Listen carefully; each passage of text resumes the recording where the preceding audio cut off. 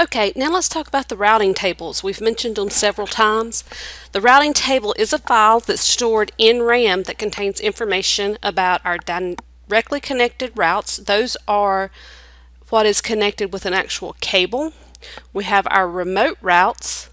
We have our network or our next hop associations. So how do those get set up? How do they get built into our routing table? And that's what we're going to talk a little bit about now. Our remote routes, those are the remote networks connected to other routers that aren't physically connected to our routers. So our routing table sources, we're going to show our IP route command is used to determine the contents of the routing table. We have link local interfaces. They're added to the routing table when an interface is configured. We have our directly connected interfaces. These are added to the routing table when an interface is configured and active. Just because you've configured it, if you haven't done the no shutdown, it doesn't become active and the routing table doesn't know about it. Static routes are added when a route is manually configured and the exit interface is active. The dynamic routing protocol, it's added when EIGRP or OSPF are implemented and networks are identified. So here we see a show IP route. And in it, we see that there's a D here. That means that it's an EIGRP. And this is the network that it's connected to. That's how we use our routing table. Now let's look at the entry that is made into the routing table so that you can understand exactly what it is about. So let's interpret the entries. Here we have a legend. Here at the screen, this D. It identifies how the network was learned by the router. Here we see that D was EIGRP, so it learned it through the EIGRP process.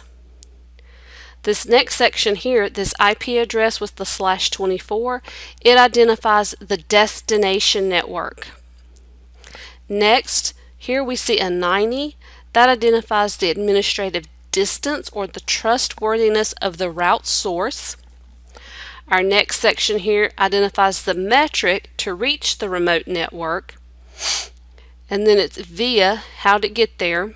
Our next, it identifies the next hop IP address to reach the remote network. Then we have this section here that identifies the amount of elapsed time since the network was discovered. And then finally we have here our serial interface. This identifies the outgoing interface on the router to reach the destination network.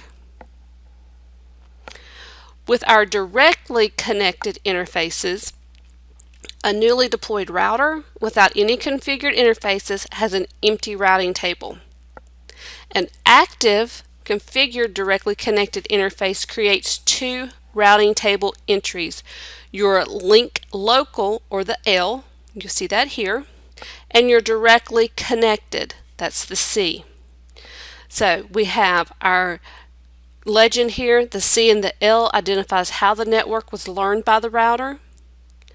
Then we see here the network, it identifies the destination network and how it's connected.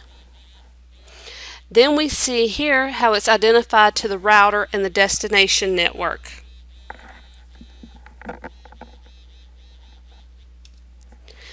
If we look at the IPv6 routing table, when we do the show IPv6 route command, we see that the networks look a little bit differently.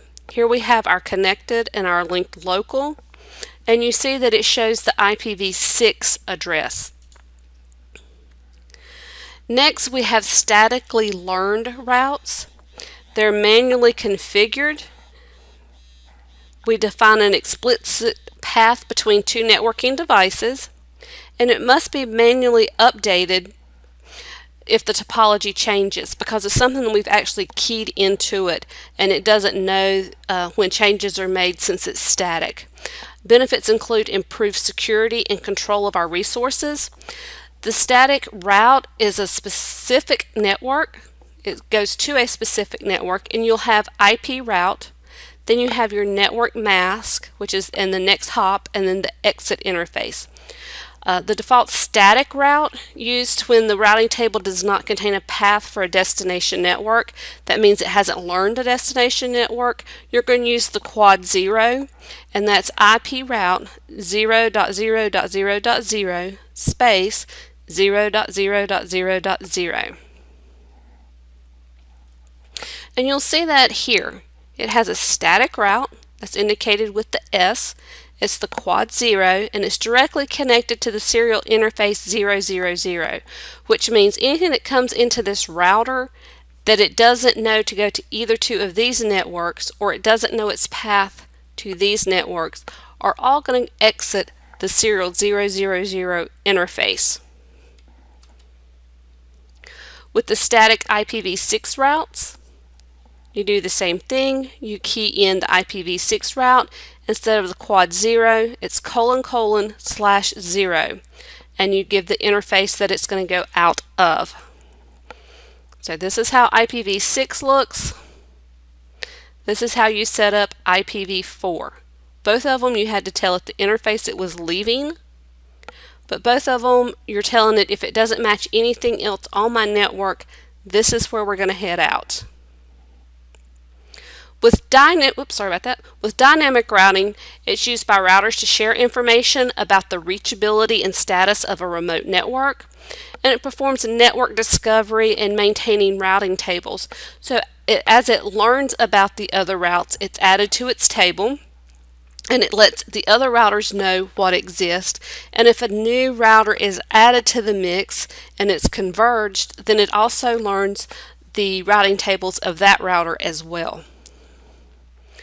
With IPv4 routing protocols, the Cisco ISR routers can support a variety of dynamic IPv4 routing protocols. We have EIGRP, which is our Enhanced Interior Gateway Routing Protocol. We have OSPF, which is Open Shortest Path First. We have the ISIS, or Intermediate System to Intermediate System, and we have RIP, which is Routing Information Protocol.